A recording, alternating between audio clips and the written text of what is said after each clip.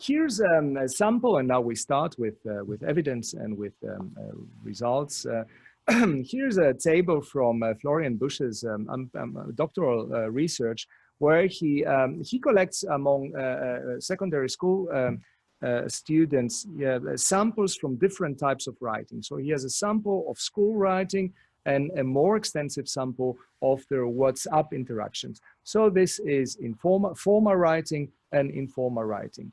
And what you see here are frequencies, normalized frequencies in for 1,000 words, occurrences in 1,000 words for syntactic, communicative, and gap signs. And the gray area indicates which writing sample is predominant in frequency. So what happens if you go through is that a lot of very important syntactic signs that are important in school writing are hardly used, are used much less in WhatsApp conversation. So the period is there, but quite less so than in school essays. The comma is there, but even quite less so than in school essays. Things like this fellow here, how do you call this in English? Is it people? Is hardly ever, so there's just one instance, but this is also rare in school writing. These are 16-year-old kids. With the communicative signs, again, the question mark is massively more there, massively more frequent in informal writing than in the school writing. The exclamation mark, not so much so. This is more frequent in the school sample, and all the others are more frequent, quite more frequent in the school sample than in the WhatsApp sample. And among the gap signs, the one that's much more frequent in informal texting is the period, the ellipsis. So the idea, the message here is not all punctuation signs are really frequent in digital writing, especially in this age group. So we get a feeling of which punctuation signs we can focus on in further research. And this is interesting when you compare it to classic ideas about important punctuation signs. So when you look at literature about how to do proper writing, how to write good prose, then you have this idea of the triumvirate of punctuation. So it's the full comma, the full stop, the period, the comma, and the semicolon. These are the important signs if you want to craft a good text, the story says. But if you look at WhatsApp data by young people, you have a different triumvirate, I would say. You have the exclamation and the question mark, which are important, and the ellipsis. So because the priority there is not to craft a good text, but to sustain a conversation, to sustain a distant written exchange. So the priorities are different. What kind of punctuation usage could be characteristic for one individual? Different things come to mind. Again, these ideas are not mutually exclusive. I have an old schoolmate in Greece. He is a DJ. He writes on Facebook. He posts his appointments and his appearances. And this chap uses the comma instead of the period. He actually, I read this as an ellipsis, but it's a series of commas. And this is an educated chap. I mean, we went together, we did the high school, he went to university. I mean, he knows the difference between the dots, the periods, and the comma. So, but, you know, it's his usage. This is one way. So you have something that's highly unusual in general, and one person does it in terms of punctuation. Another sense in which punctuation is idiosyncratic is in frequency. So this is again by Florian Busch's data. These are his core informants with pseudonyms, of course, and the number of periods by them either at the end of the message or within a message. So what happens here, if you have a look, a lot of them hardly ever use full stops. They don't use full stops. There's one of them, and we will meet this fellow later on. He uses a lot of full stops. And this is important in terms of a sort of metalinguistic group meaning. So these people are classmates. They know that one of them maintains traditional punctuation standards. So he writes with a full stop, whereas others hardly ever use a full stop, the period. So there's nothing to look for in that sense. So again, individual differences from others can be seen in the frequency. Another option is, well, I'll go very quickly through that because that might not be so relevant indeed. Do you ever know this? You know this actor, Til Schweiger? This is one of the German actors who pride themselves of having worked in Hollywood and having participated in Hollywood films. Anyway, Til Schweiger supports refugee projects and has been attacked for that reason. Has been attacked for that reason, and he started at some point writing enraged posts on Facebook, attacking the haters, attacking the attackers, and this was very much publicized. So you had news reports about how Til Schweiger, who's a very famous actor in Germany, writes on Facebook. And the interesting thing here, if you look, this is his text.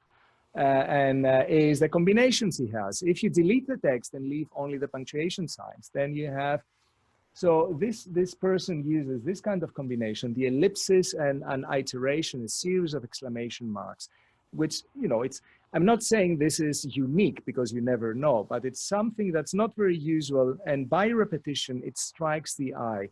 And what happens in public commentary, in public he's a VIP in public commentary, is that people interpreted, the media interpreted this kind of punctuation uses as an iconic feature of that person. So the idea was very much, this is the way he writes. And you had, so media pieces picking up this kind of usage. Okay, so different specific combinations can be idiosyncratic, specific swaps of signs for other signs can be idiosyncratic, or a particular frequency in the context of a group can be idiosyncratic as well. I'll give you some examples for what happens in interaction when you look at short threads of digital interaction. Here's one example, again by Florian's, from Florian's data. Here's Frank again. So this is the person who uses often, not always, but often the final periods. And here you have a translation for this one. Martin asks, would you like to do something tonight, to meet up tonight? And Frank says, no, period, sorry, periods. Martin asks, are you pissed off or what? And then goes on and says, because period and period, so period. So Martin stylizes Frank's usage by over inserting. So Frank's usage here, this is very unusual, but it's still grammatically okay. So nope is one clause and one fragment as a clause, and sorry another one. But you can do the same as because and so. So he's overshooting the targets, as people do when they stylize. And Frank says no, no. And again, it uses the period. And Martin asks back, so why are you using the period? So here you have one of the rare occasions where the pragmatics of the periods are voiced or expressed in some way. And so the attribute used here is pissed off, angepisst. So this is one user-based interpretation of what the period use might mean.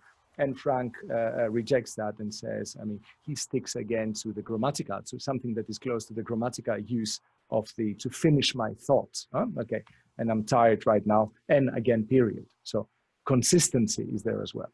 Here's another example. I have no translation for that, and I'm looking at my watch, and so not to overstretch. But what I can do, if you, can you see it? You can see it, right? What I can do is I can give you a quick translation if you promise to concentrate on the punctuation, on how they use or do not use punctuation. So student 2, this is anonymized, medical students, a group chat. Student 2 says, the socio-medical course begins at 15 hours. Student 1, if you want, you can take my place in the nephrological lab. I won't go. Student 2 says, thanks. This is more exciting than medical sociology, but at the end, I won't get the credit points. So I'd rather go to the medical sociology. Student 1, oh, sure, you will obtain the points. My course would start at 16 hours. Student 3, I won't come either in case somebody else wants to go to medical sociology. K, can you tell them that I'm not coming because the internet in my dormitory, in my student home, does not work the entire day. My data volume for my mobile is empty and I have no option to sign off. Thanks. Student 2, sure, I can do. Student 2, why, in case I go there. Student 4, please don't ask any questions in the sociology exam or course. Student 5, why? I always thought it's so exciting. Student 4. Student 6, we're gonna read, each of us is gonna read their report. I insist on that. Student 7, tonight, by the way, we have Villa Bar. We'll go to the Villa Bar. Student 1, is there a particular occasion or does it mean we sit together on a beer? Student 6, no, no occasion, exactly that. Student 1. Okay, so you see this absence of punctuation. You see some presence of punctuation. One thing that's important, that's repeatedly the case in such data, is the non-terminal ellipses, so ellipses within a message. That happens quite a bit. Then you see a little bit the division of labor, if you want, or the competition, if you want, between emojis and especially the ellipses in segmenting messages. And you don't see terminal periods except from one question, from one case. The exception is when student 6 says, each of us will read out their reports. I insist of that. And so, of course, these things can be coincidental, but if you ask, so what is the motivation? What is the local motivation to use a period there by a person who in other occasions does not use a terminal period? And so the only thing you can come up about without asking these people, but just from the data, is that there's a propositional meaning that sort of creates emphasis. Somebody insists on something. And so even if you think of spoken language, we might say, I insist on that period. You insist on that period. So there is some association there between the use of the terminal periods and the propositional meaning, or the speech act accomplished there. That's a third example. I've had this corpus of this group chat corpus among young female adults, young adults, collected by a member of a group, a student who did her master's thesis with us in Hamburg. And so this was quite a biggish corpus, 6,500 messages. And what Marlene Uhlenberg did is to look at all the signs in message final position. So she didn't look at all punctuation signs, but only what happens at the termination of the message. Here's a table that shows that. The list of different categories of signs, terminal signs, final, message final signs, and the full stop is there. So you have about 10% of messages terminating on a full stop. You have more than 2.5 times that terminating on an emoji, another 10% terminating on an emoticon. Then you have quite a few messages terminating on a question mark, which is, the question mark is not in competition to the period. That should be clear. So you have interrogative speech acts. And then you have quite a few on 1 exclamation mark or 2 exclamation marks, and some with iteration of question or exclamation marks. And you have another 10% of ellipses. So most messages, that's the interesting thing. So about 2/3 of the messages terminate on something. Now, that's important if you look at punctuation from an interactional point of view. Why? Because the termination of a message by one of these signs contextualizes the writer's stance towards the continuation. What can happen next? I contextualize my moods towards what can happen next by the final sign. So whether I use an emoji, a happy or a sad one, or whether I use a full stop that indicates, I insist, or I don't want to discuss any further, or whether I use an ellipsis, does contextualization work. It's important for the reading of what you write for the next person who will come in and write the next term. So it's important to see that people terminate on something, but they rarely terminate on a full stop. So what happens when they terminate on a full stop? That's the question we asked. And again, different users in that corpus have different frequencies of full stops.